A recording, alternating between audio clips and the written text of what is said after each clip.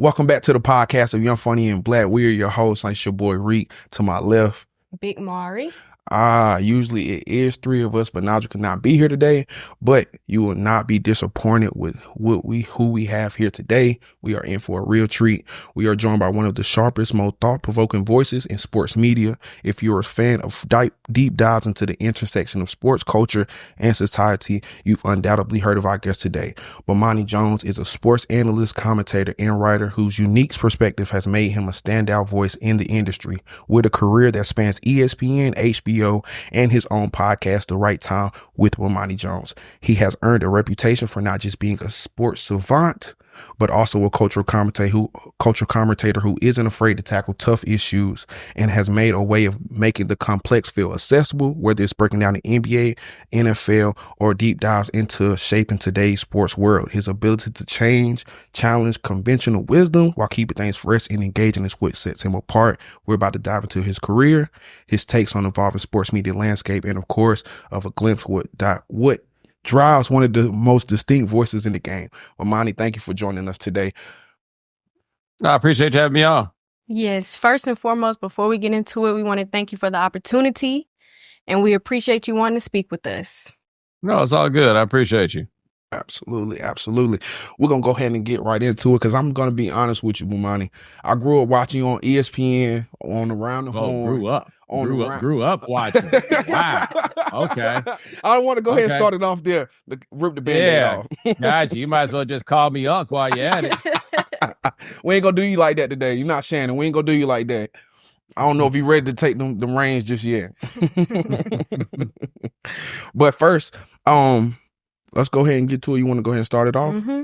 So what made you want to get into this specific line of work? What inspired you maybe?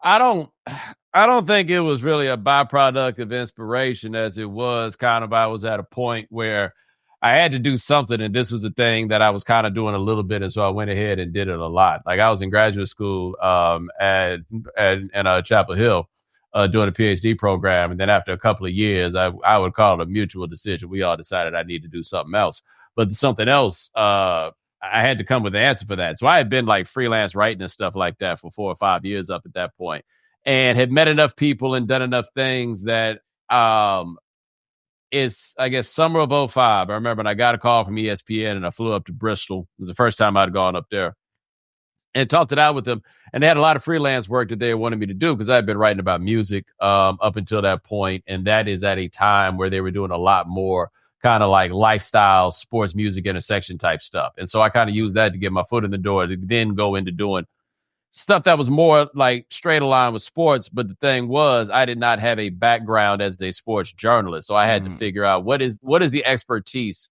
that I'm able to provide that they don't necessarily have. And that was my understanding of like larger world issues. So I kind of took that as my lane. And so then we just kind of went from there. Okay. That's great to hear. Especially, what were some of your peers that, gave you inspiration to keep going or gave some insight on the media side of the world that you weren't privy to coming in? And how to navigate through it all to become what you have. So the answers to this are actually kind of interesting. Ralph Wiley, who I contend is probably he's the best sports writer I'd ever read. He was the OG for me that kind of got me in, but Ralph passed away in 2004. Like he walked me up to the door at ESPN. Like the first time anybody there heard of me was because Ralph told them that they should reach out to me to do some work. Interestingly, this feels like many moons or lives ago, but Jason Whitlock was incredibly helpful to me very early. And like, if you start talking about that right there, like insight into how the business works and the things that nobody else is really going to tell you, right? That was actually the person who had done that for me. Okay. Got you. And now I understand you. Jason Whitlock has been in a lot of controversy, just for his hot takes. And how do you, as as sports in the world of media, really tiptoe or really draw the line to the hot takes and keeping fans engaged into the sports world aspect? Yeah. So interestingly, that sort of stuff, I haven't talked to Whitlock in 10 years, but that sort of stuff he and I never really like got into so much. For me, Like the thing I always say about social media, like to take a very narrow portion of it, is that if you got to think about it twice, if you got to think about it once, you probably just shouldn't do it. You probably shouldn't do it. You know, like there's the payoff for it is not that significant. Right. I'm not going to say anything I don't actually mean. Like that is right. I believe that it is disrespectful to your audience to tell your audience something that you yourself would not go for, that you yourself do not believe. Right. So for me, there's nothing really for me to think about in that one. Do I mean what I say? Yeah. If someone asks me follow-up questions about it, can I answer them? Okay, cool. Then I do that. If I can't answer no questions about it, then there's probably no reason for me to actually engage in it. But I'm not, I have never felt on one level, I've never felt as though I needed to shock people in order to get my point across or in order to get attention.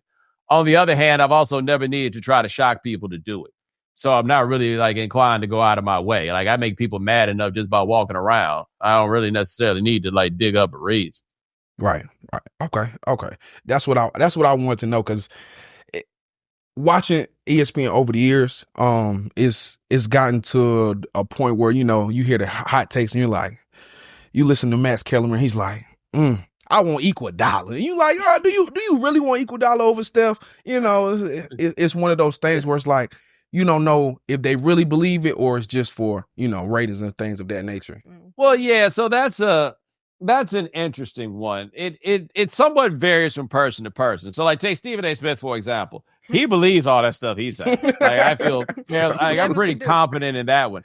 Max is an interesting case because I think he believes the stuff that he was said, you know, it's been a while since Max was there, but I think Max believed that there are not many people that I believe on something that matters, that they're just going to do something to just be contrary. Right. Some of these little smaller things that you wind up like 25 minutes into the show and they just kind of filling out the rundown. Okay. Right. You know, somebody might get out there and say something for real. What the approach for those shows typically is to talk through a topic until you find the place where the people disagree, and then you go there. Gotcha. Rather than, okay, we've got this thing, one side for you, one side for you. It's not like high school debate. Right. Somebody's got to be like the argument, the question is already defined, and somebody's got to be on one side or the other. It ain't really that. Right.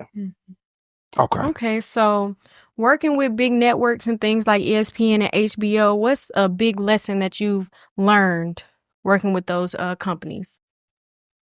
I mean, I don't know if like to try to pull one, like I worked with ESPN in various capacities for almost 20 years. Dealing with HBO, it was a much shorter time period. I did 2 different shows with them. And the thing I learned between working at ESPN and HBO was that ESPN and HBO are completely different things.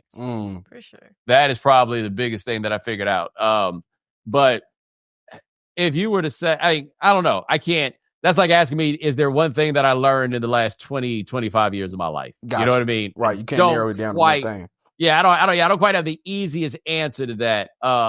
But I would say that there's a difference between a company that only does sports versus a company that does what I will call entertainment for purposes of this discussion are just completely different worlds. Gotcha. Okay. See, that's what I want to get into, because, you know, when you hear about different companies and how they run their operation, and then you see the type of product that you put out, you wonder what's something that they're doing that you can apply to your own business ventures. And so that's something I definitely want to go ahead and, you know, get some insight on. So along those lines, the thing is, and this is a major difference between the sorts of operations they're running. And HBO now is like, I haven't worked with HBO now in a year and a half or something like that. And it's a much different operation now than it was then. Like after their merger, a lot of things changed.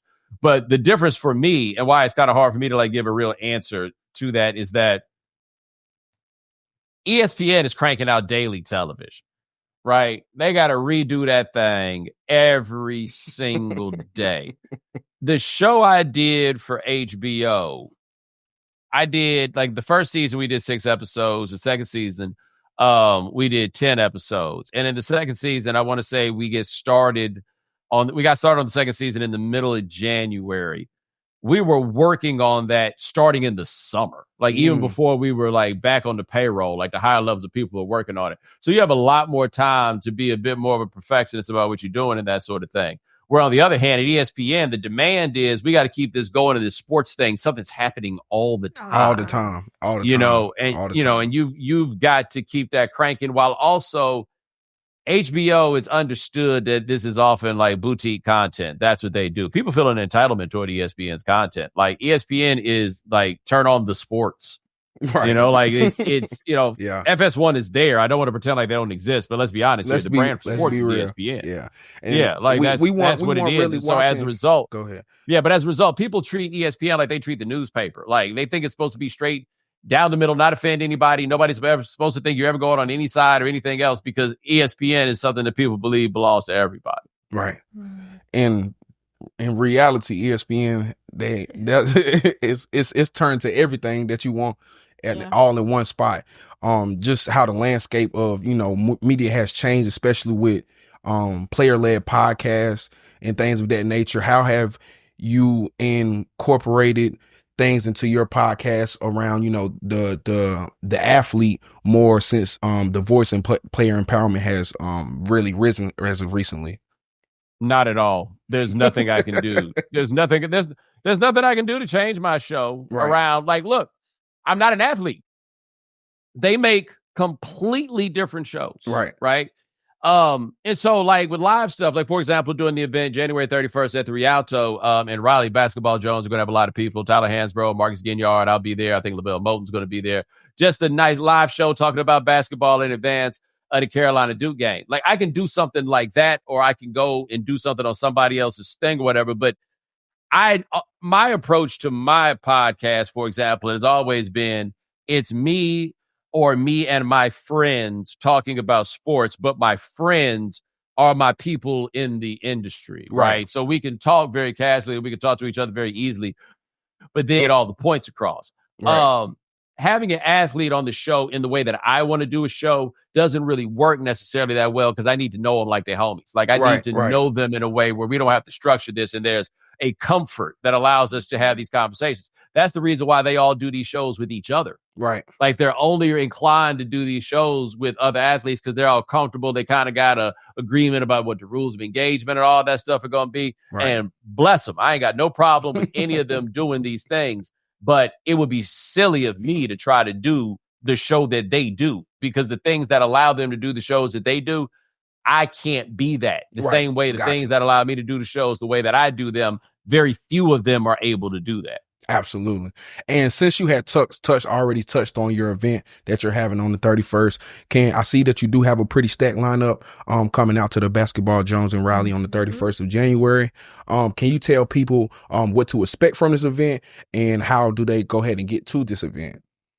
Well, the event is at the Rialto Theater, Raleigh, January 31st. So unfortunately, I am not MapQuest or the Waze, so I cannot tell you how to get there. But tickets are available online. If you just Google the Basketball Jones with Bomani, you'll be able to get access to what's going on there. And it's just really going to be, we're just playing it easy, man. Like the thing about this is the Carolina Duke game. I have not lived in North Carolina now in 12 years. Okay. I am not the kind of person that like goes back and does a lot of missing of things, right? Right. I miss the place more than any other time for whenever Carolina Duke is going on, right? Like it's just an anticipatory sort of feeling that comes in the air. And right. And so for me to be able to get back and be there for the weekend and be there, like I say, it's Marcus Ginyard with Tyler Hansbrough, LaBelle. Tickets are on eTix, by the way, and they're $65. Like the ability to just kind of do that. And for me, it's always been very important. And I think it's important for most people who do this. I think it's a little different now that the world is so dominated by the internet. Right. But you need to have some place that as a person who does sports, that is home for you, right? Like I grew up in Houston. My parents lived in Atlanta. I went to college in Atlanta. But in terms of media type stuff, home is still really North Carolina. Like it's the only place in my adult life that I really chose that this is the place that I want to be, right? And made the decision to stay there. And even after many years, had the opportunity to leave. No, that was the place. I stayed there literally until I could not stay there anymore. So it's, for me, a bit of a homecoming as much as anything else. And for the show itself, like, it's going to be fun. That is the best term that I could use. I'm excited. I just know my tickets is ready. I'm excited to be there. I'm excited to be there. I'm excited to be there. Definitely. Now, piggybacking off of that college world and the Chapel Hill Duke and how it's such a big thing compared to back in the day and now, do you think it's any significant difference with how people really take to it or excited about it or the hype and all of this around it? Well, I think that's an interesting question for me, as I'm not at the epicenter of it anymore. What I can tell from a distance, and what seems pretty clear to me, is that college basketball's interest nationally is not what it was. Right. Right. Like the idea that you're going to turn on a national sports show and hear college basketball discussed. No, the biggest stars in college basketball are not national stars anymore. You know what I mean? Like those sorts of things are there and absolutely present. But I think if you are a place like Kentucky is a great example, North Carolina is a great example, Indiana is a great example. If people care about it there, then they're going to care about it. Like the changes in the game are not going to change what the rituals and rhythms of their lives are. It's going to be a thing. You know, this game is at Cameron. Cameron's going to be packed wall to wall. That part is never going to change. Dean Doma always had 20,000 people for this game. Because if this is what you're up, if this is what you come from, then this is what it's going to be. Right. No matter if you're good, bad, you're going to be there for your team. As a Steeler fan, I definitely I understand. You're gonna be there. You're gonna be there. Even when you lose. Now let me ask you this, as a UNC guy. Duke has put together a good team this year, and of course they have Cooper Flag, who is a potential number 1 overall pick prospect, and has shown some growth to really be a star up and coming. How do you feel his chances at Duke to actually make a run and do some things in the college March Madness, hopefully? Oh, yeah. I mean, they should go to the Final Four. If you're just talking about talent, then they as a team should go there. I don't think there's anybody that could reasonably say that, especially given all the expectations in the year and the fact that they quite possibly have the best player in college basketball. Like, I mean, you start talking about Dylan Harper, Ace Bailey, and Cooper Flag. These are the top 3. The thing that makes Flag to me interesting is that he's not particularly explosive. Right. But he does everything else. Every single thing else with like NBA size and spending a summer eating them up in Paris, like getting ready for the Olympics. There's no reason they cannot win a national championship. Absolutely. Especially how Cooper Flag has really blossomed this season. At the beginning, it was a little rough, as usually the jump from high school to college is for a lot of athletes playing. Let me ask you this, because I know last year's final March Madness, there was a lot of attention on the women aspect of the college basketball, because you're excited to see the Caitlin Clarks and the Angel Reeses of the worlds and the Fly J Johnsons. But on the men's side, there wasn't as much notoriety, as I should say, from the other side. Where does the divide kind of show up when you see that you have these huge mega stars on the women's side of basketball, whereas the men's side of basketball is lackluster, as you would say? As soon as the dudes get famous, they leave to go become millionaires. Gotcha. I mean, that's all it comes down to. The women stay the women stay in school longer. You get a chance to find out who they are and become familiar with them. A lot of those qualities that you had from men's basketball back in the day, you don't have just because the dudes aren't in school long enough. Some of that will change with NIL, where you can make millions of dollars staying in school. So some guys are going to stay. There are going to be more of them, like kind of that mid-tier guy. The guy that's coming out to go be a second-round pick is not going to do that if he can make $1 million staying in school. Absolutely. Like those dudes are going to wind up staying, and that will help with the factor of familiarity. But you can reasonably assume that the best players in the world under the age of 22 years old are playing women's college basketball. You used to be able to assume that the best men's players under 22 years old were playing men's college basketball. You cannot make that assumption anymore. I mean, it makes for a product that doesn't work the same way. Absolutely. And just piggybacking off of NEL discussions. You've seen where in college football the NIL deals have really opened the floodgates for lower tier schools to really start attracting higher ranked athletes to come to their school. Do you see that shift starting to come over to college basketball in the near future as much as it has shown in football? Well, I don't honestly know how much it's showing in football. I just watch Ohio State play Notre Dame for a national championship. Like Right. I ain't seen a whole lot of little engines that could, making it happen. Absolutely. No, it's in college football. It's going to be the same as it's always been because the money, the programs themselves make a boatload of money and generate the interest and the donations and everything else. All that's going to be doing the same schools that it's kind of like. When before television, there was radio, and the companies that wound up dominating the television business were the companies that dominated the radio business. Right. They had the head start. They had the money already. So it's going to be the same way, I think, in college sports generally. What makes basketball interesting, though, is that you don't need as many players in basketball. Football, 85 scholarship players. Basketball, I want to say it's 15. And you only really need like 2 or 3 to really shake the table. That's true. So what we're seeing in basketball, like a thing that is very interesting, for example, is Ryan Smith, the owner of the Utah Jazz and the Utah Hockey Club, putting $7 million down on that young man, AJ. I can't remember his last name, number 1 player in the class of 2025, I want to say.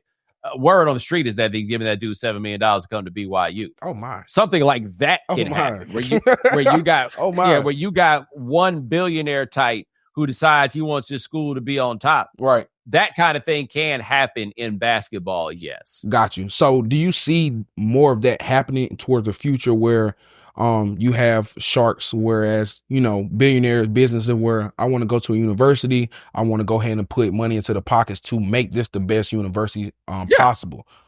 Yeah, but it's always been the case. That's no different. These are just boosters being boosters in a different way. Got you. And in a way now where they can be a little bit more impactful. Like, I'm going to pay for a weight room. Like, yeah, that'll get you a couple of players Right. and they'll get big and strong. I'm going to pay for a player is a completely different situation. Absolutely. Especially when before, you had universities paying players under the table where, they have to do all this underhand tactics to try and get players, where now it's out in the open. We have you a contract. This is the type of money you leave there. You come down here. We're gonna make sure you're right. We're gonna make sure you're right. Yeah, it was more fun when it was under the table. Because who got it? It's like I'm glad everybody's getting paid, but it was more fun when they was getting paid in the paper bags and stuff like that. Absolutely. Like it made for more interesting characters. It made for better stories. Like the stories of different ways that money was funneled around to people back in the day are just absolutely amazing. And we're going to lose that now. Because it's out in the open. We wanted to see what's going on behind the scenes. We wanted the mystery. The mystery of it has definitely disappeared. Well, I mean, it's like, I ain't speaking to you or anybody else's lives or whatever it is. But if you've ever talked to anybody who's bought weed before, it's one thing to give your debit card over at a dispensary in a legal place, but there's a whole different fun about meeting somebody and folding some money up in your hand and sliding to them real slick. And people got to admit, they kind of they like the pageantry of it all. Talking on the phone like you some kind of goddamn kingpin. Like, hey man, you been to the garden? The theatrics. All right. Well, if you should pick up some purple fruit, let me know, and we can talk about it. That's a little bit more fun than just calling and asking. Right. So it's adding a little bit more spice to the spice. Yeah, sure. It just feels different. Right. Absolutely. And it definitely feels different. Especially when you have legendary coaches like Bill Belichick coming down from the NFL, where he runs a tight ship, and he's gonna jump into the college world and try and run things in this new NIL era. Where will that certainly work? Because it's one of those things where everyone has player coaches that they want to play for, but you have colleges that they want to go to Alabama because Nick Saban's there. I know I can get to the NFL faster. Do you think this project in USC will work with Bill Belichick coming? I will just tell you what one former Patriot told me about playing for Belichick, and this was after he had played a couple other places. It is not the most fun place to play football, but you have a chance to win every Sunday. And that is an adult who was in his 30s who said that. All I'm saying is it's not going to be fun playing for Bill Belichick, and these guys can leave whenever they want to. Absolutely. Absolutely. So we'll see. We definitely shall see. I can't say that everyone is as lovable as, you know, a Deion Sanders coming to, you want to go play for prime time. Well, hold on. Don't everybody like him either. Like some of those dudes were leaving because he wanted them to, but some of them were leaving because they wanted to. Oh yeah, absolutely. But then again, you know, he's won a certain caliber, especially what comes with prime time. You have to be that certain type of level. And some people, it definitely rubs people definitely the wrong way. But that's like Unc at the cookout. I know what he's on. You know what I'm saying? He want the best. I understand it. I can't be mad at it. Yeah, good luck to him. Speaking of coaches, how do we feel about Mike Vick being able to go back to his home university and coach for them? I mean, good for him, but I have no idea. I don't know. All I know is that he's Michael Vick and he's coaching there, right? Okay. So I wish him the best, but a whole lot of people, like we really get caught in just the love of the idea or notion of celebrity, because Absolutely. None of us have any reason to assume one way or another that's going to be a good or bad thing to wind up happening. Right. None. Same thing with Deshaun Jackson at Delaware State. I ain't never once in my life spent a moment thinking about whether or not he would be coaching a football team. There was nothing about him as player that said to me he's going to be the coach. But I don't know. Like, I have no idea. He might be excellent, but I have no reason to assume it. Gotcha. Definitely. I definitely understand that. Ooh. Okay, let's see. We do have a quick game, you know, just some quick hits we want to go ahead and touch on just to see where your thoughts are. We definitely have some revolving events coming up, especially like the NFL draft. There's been a lot of mock drafts, a lot of great players that's been coming out. You have Cam Ward, Travis Hunter, who just won the Heisman. What are you hearing, or do you feel like the top 3 picks will look like now that I believe Tennessee has secured the number 1 pick? Around Tennessee, I think it's Tennessee, Cleveland, and then the Giants. Where are you on this? Nowhere. I ain't got no idea. None of us have any idea. Like at this moment, everybody's guessing. They haven't even really started cracking into the film. We don't know who's going to trade these picks or whatever. Who are the top 3 picks going to be? It's going to be 3 dudes. 3 of them. That is all I have for you. Okay. I definitely understand that. You want to go ahead with the next one? Yes. So with LeBron James, it's becoming a big thing. Bronny's in the NBA now, or the G League or something like that. When do we think LeBron is going to finally throw his tassel in and retire? I think that next season will be the last season. Okay. That is what I think. It has to be really hard on his body to keep doing this. Absolutely. And he's so impressive at his age, but you go back and look at what it used to be and you realize, like, this is not the same animal. He can still put up numbers, but if I'm him, I don't see any path for the Lakers to necessarily get better. He's still playing because he can. And I don't know if that's going to continue to be a good enough reason for him. Absolutely. Because how we're going right now, I see no hope. No. It's LeBron and AD, you know, and a lot of times that's not enough. That's not enough at all.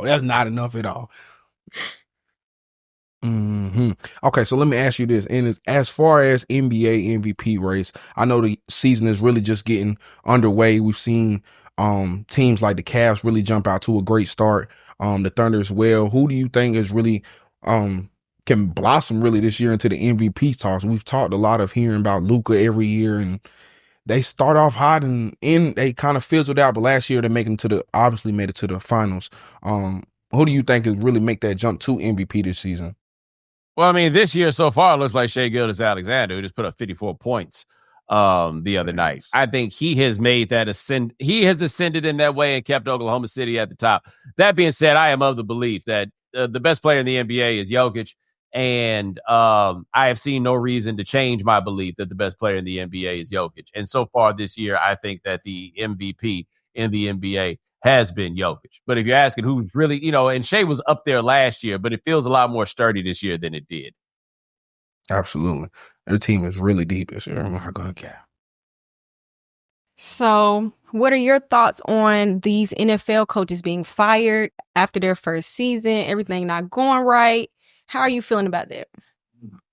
I mean, it's hard to say that like so broadly. It just kind of depends on who we're talking about, right? The coaches that were fired after 1 year, I thought that if you're going to hire a dude like Mayo, for example, then you don't fire him after first year because you knew that this was going to take a while. Right. However, if I'm 80-something years old and I see a coach that I think could make us much better very fast, I'm probably going to do that. So I don't think there's anything really too deep or remarkable about the coaching changes that were made. There were none that were particularly shocking this year. If the Cowboys hire Brian Schottenheimer, I think that'll be a little bit strange.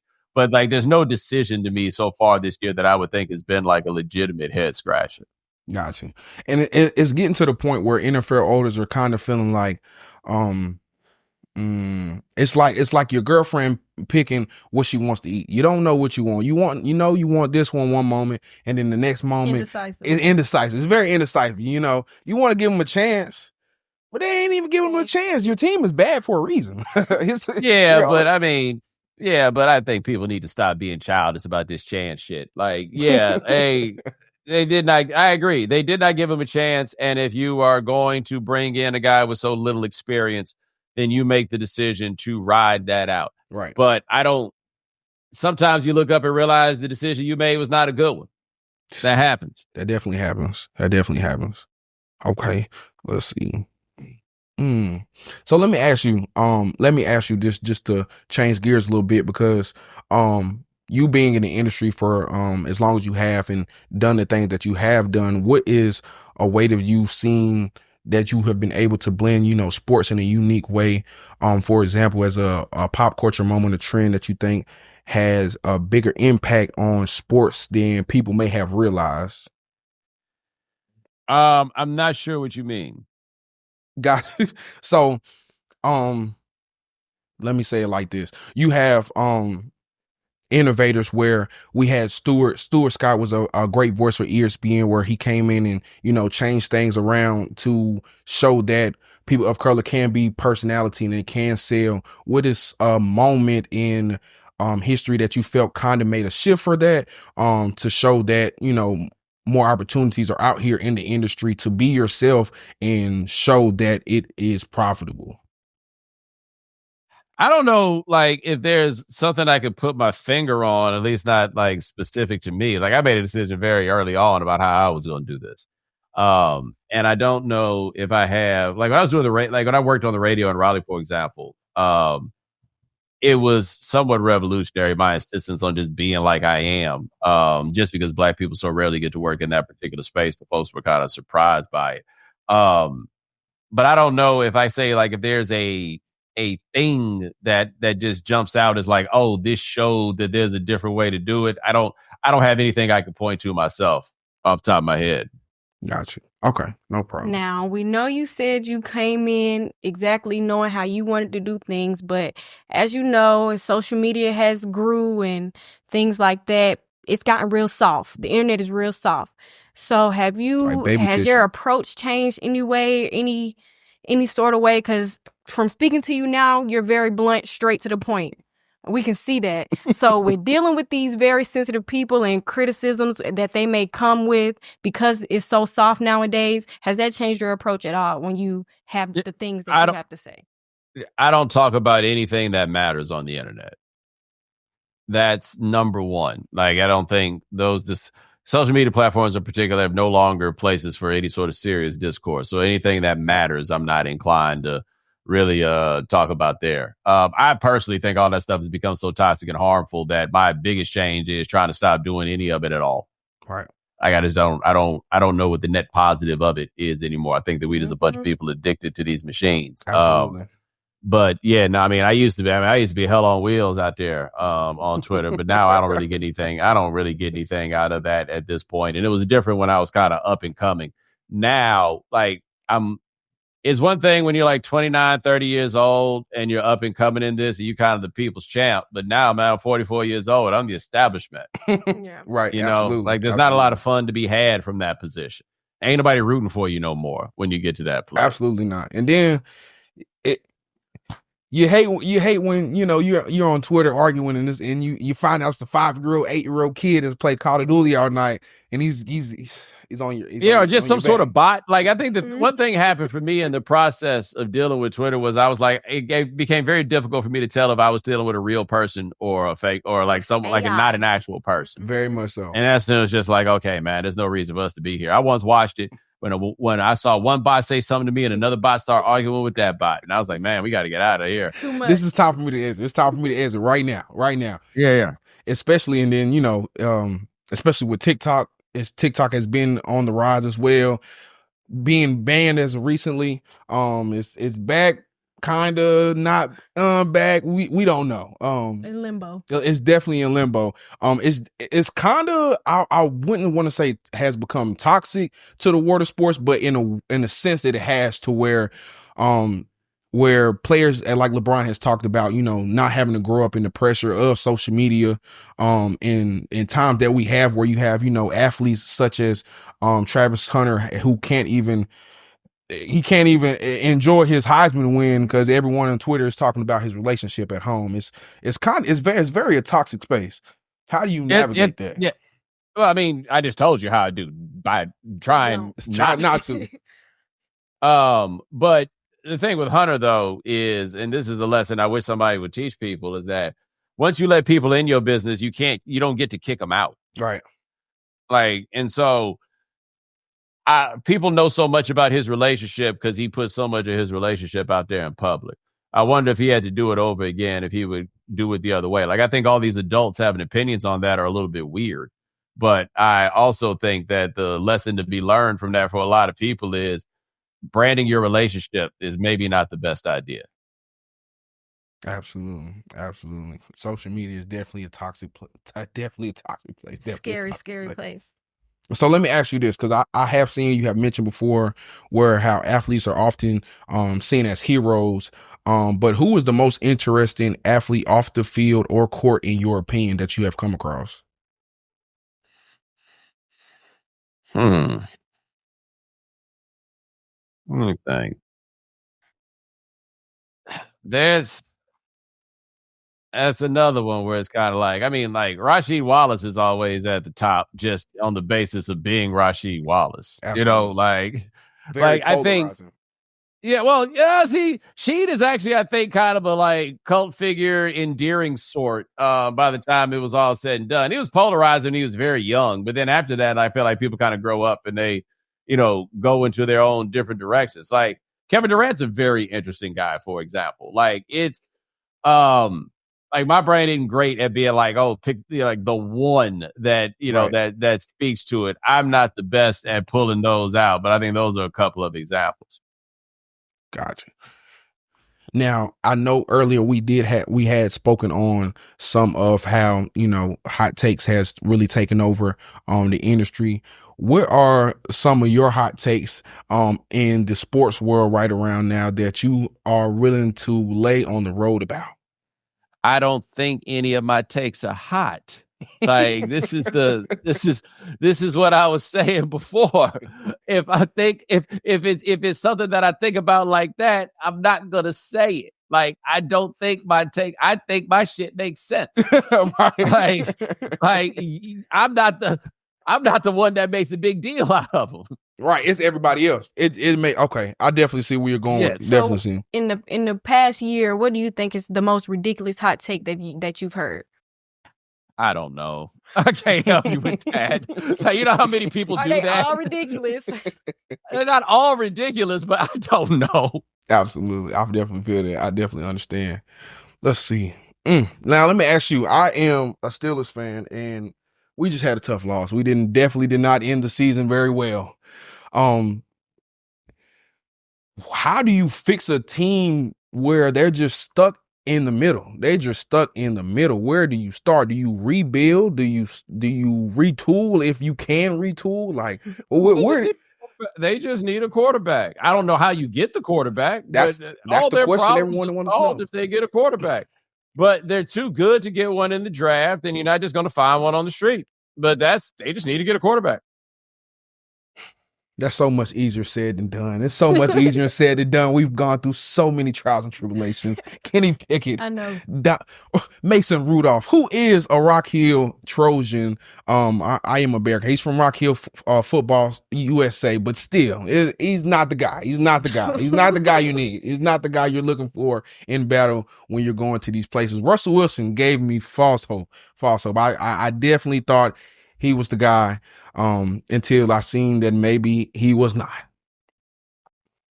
It's hard out here. Pray for me. Pray for him, man. Russell getting old too, Chair. He is. I started playing Sierra. We was winning. I was like, Mr. Unlimited. Mr. Unlimited. It was very limited. Quick. Very quickly. Very quickly. Very quickly.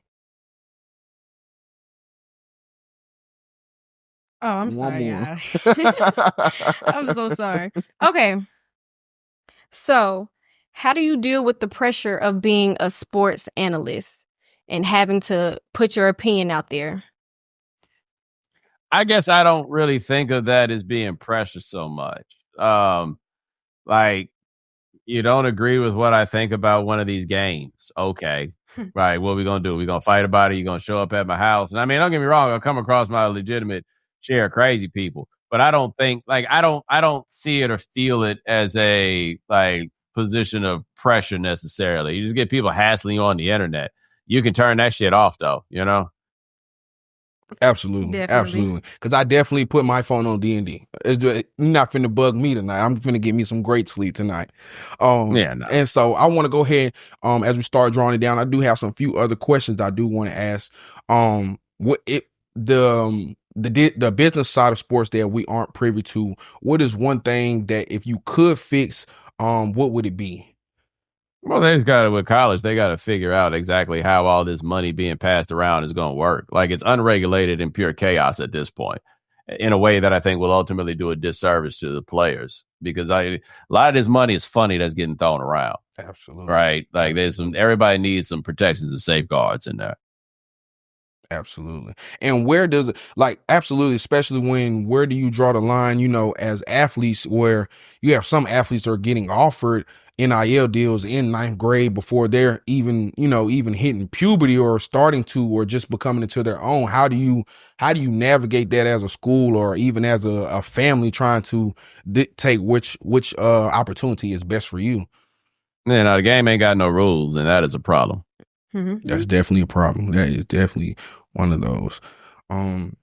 What's one thing you're most excited for fans to experience at this event that will make them say, I'm so glad that I came?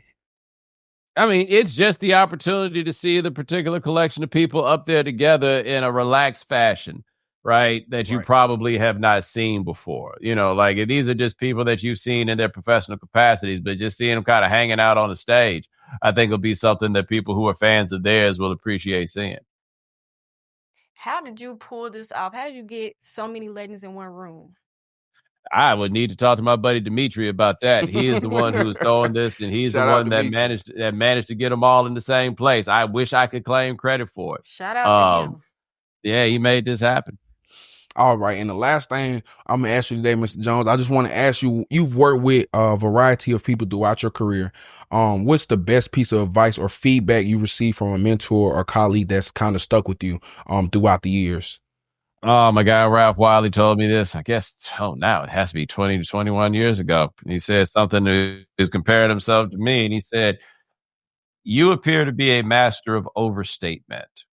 He said, I am a master of understatement. But whatever you do, be a master of something. And that was some mighty real talk right there. I definitely think y'all at home definitely have to Write that down. Write that down right now. I'm gonna right write it now. down. Right now. Immediately. Actually, you might need to sell some t-shirts at this event. I'm telling you, go ahead and market it right now and trademark it right now. That was some good piece of advice. Okay, so just a little funny question. Now, we know those Ball brothers stay in the media, stay in the sports world. Now, Jello done came out with a song. It took the whole world by storm. Have you listened to the song? How do you feel about that song? He might be in that corner. Whoa. What you gonna do when he be in that corner? I mean, look, people know that is not dope. They know that is not heat. I guess the game is to act like it's heat, but they know it's not heat. It's not to make that a Louisiana anthem. That man not even. He is from Chino Hills. He is from Chino Hills. No, it's not. It's not what's cracking. It's not. But hey, man. But look, I'm not in the demo anymore. I'm like 20 years older than that dude. I'm not supposed to like the same thing he likes. Are you listening to what LeVar might be listening to? I don't look, man. I'm just telling you, good for him that he found himself something to do. Okay, thank you. And he is not in jail anymore. Amen. So, make sure you guys go ahead and head out to the Basketball and Jones in Raleigh on January 31st, where Bomani is hosting his event. Make sure you guys pull up. Go ahead and get your tickets. Can you also plug where they can go ahead and find the tickets again? Yeah, you can find the tickets at ETIX, ETIX. Search for the Basketball Jones at the Rialto Theater in Raleigh, January 31st. I'll be there. Tyler Hansbrough, Marcus Ginyard, Lavelle Moulton. It should be a great time. And thank you. And I also want to appreciate you for coming down and spending some time with us today. Can you also plug and let people know where they can find your podcast and you on social media as well? Yeah, no, check out The Right Time. I do the podcast with Wave Sports and Entertainment. You can find us at YouTube. You can find us anywhere we give podcasts away for free. And I am Bomani_Jones on just about all your social media platforms. All right. All right. Well, thank you so much for pulling up and kicking it with the boys. And we look forward to coming down on the 31st. You know what I'm saying? I look forward. Yeah. I hope you have a good night. I appreciate you coming down. Wrap it up. Yeah, no, thank you guys for having me, man. I really, really do appreciate that. We appreciate you. You have a good night. All right, man. You too. Peace.